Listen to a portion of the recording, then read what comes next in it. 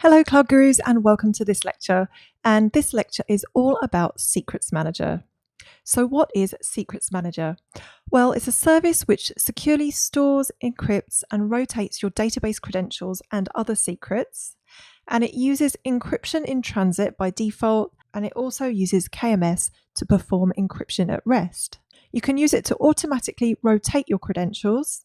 You can apply fine-grained access control using identity access management policies. And instead of using embedded credentials in your application, you can have your application make an API call to Secrets Manager to retrieve the secret programmatically. So all of this really helps to reduce the risk of credentials like database credentials from being compromised. So what can we store in Secrets Manager? Well, the main thing and the most common use for Secrets Manager is to store RDS credentials. And you can also store credentials for non-RDS databases as well. And you can store any other type of secret, provided you can store it as a key value pair. So think SSH keys, API keys, passwords, etc. And you might be thinking this all sounds quite familiar. What is the difference between Secrets Manager and Parameter Store?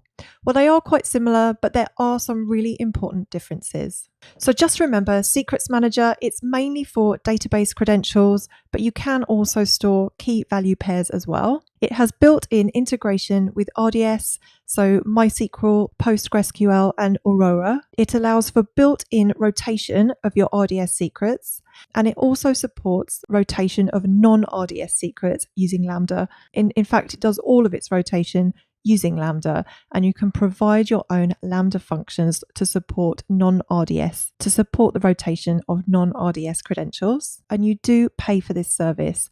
You get a 30-day free trial, and then after that, you get charged 40 cents per secret per month, plus 5 cents per 10,000 API calls. Whereas with Parameter Store, you can store database connection strings, passwords, but it's mainly used for license codes, parameter values, and configuration data. The parameters are all user-defined. Values can be in clear text or encrypted. There are no additional charges for storing parameters in Parameter Store, and it is integrated with AWS Systems Manager. Now, in the exam, you're unlikely to see a question which is going to compare Secrets Manager to Parameter Store, but I just wanted you to be aware that there are some subtle differences between these two services. And ultimately, if you're looking to store a parameter, a license code, configuration data, you would use Parameter Store. And if you're looking to store database credentials, then Secrets Manager is the enterprise solution for that. Now, Secrets Manager makes automatic rotation of database credentials really, really easy. But there is one really important thing that you need to be aware of, because once you enable automatic rotation, Secrets Manager will immediately rotate the secret once in order to test the configuration. And this means that any applications which already have embedded credentials for your database, those applications will no longer be able to connect to the database, because if they're using embedded credentials, those credentials are going to be out of date. So they do warn you to ensure that all of your applications use the credentials within Secrets Manager before you configure the automatic rotation. So what are the recommendations around automatic rotation? Well, firstly, they say disable automatic rotation if your applications are still using embedded credentials. Do not enable rotation because the embedded credentials will no longer work and this will break your application.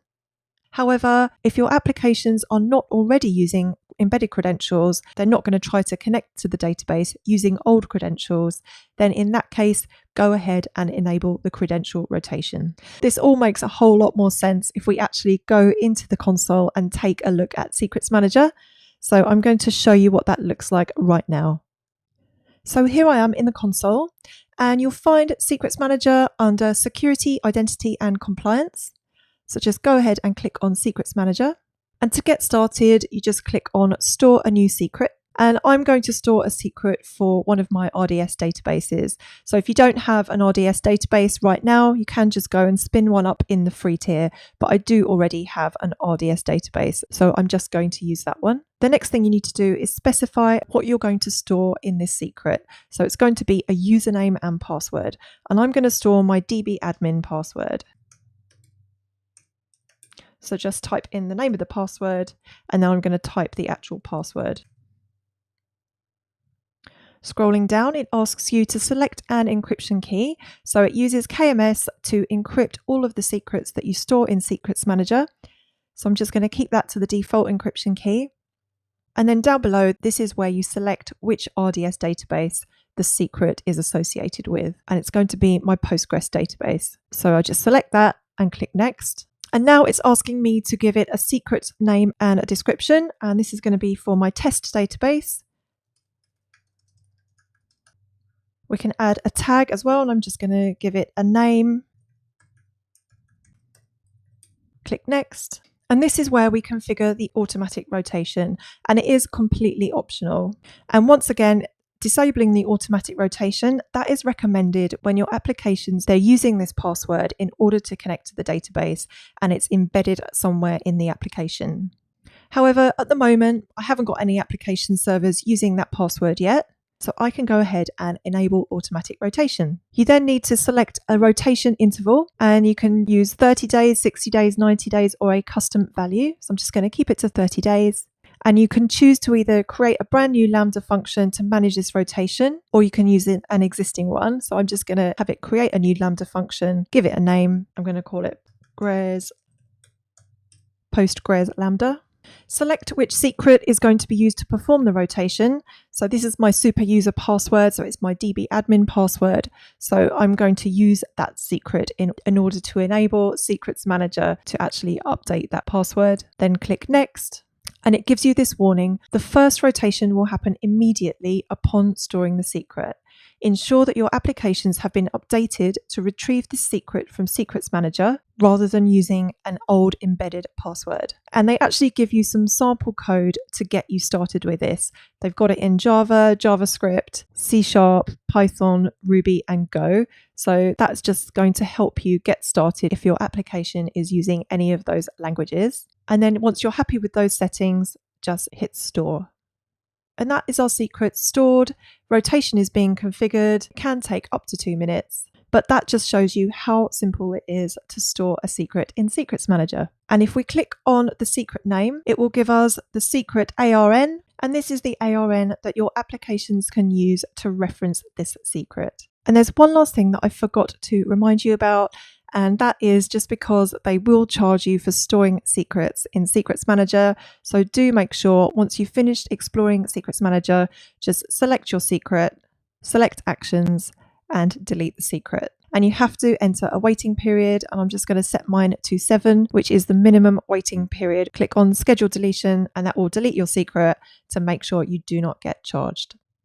So let's take a look at some of our Secrets Manager exam tips. Just remember, Secrets Manager can be used to securely store your application secrets.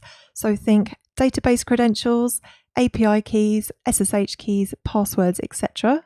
Applications, instead of embedding database credentials, passwords, etc., they can access the secrets using the Secrets Manager API instead. Rotating your credentials is really easy to configure, but do be careful, because when enabled, Secrets Manager is going to rotate the credentials immediately. So do make sure all your application instances are configured to use Secrets Manager before you enable the credential rotation. Otherwise, you're definitely going to break your application a few minutes later when Secrets Manager completes the rotation. So that is everything that you need to know about Secrets Manager. If you have any questions, please let me know. If not, feel free to move on to the next lecture. Thank you.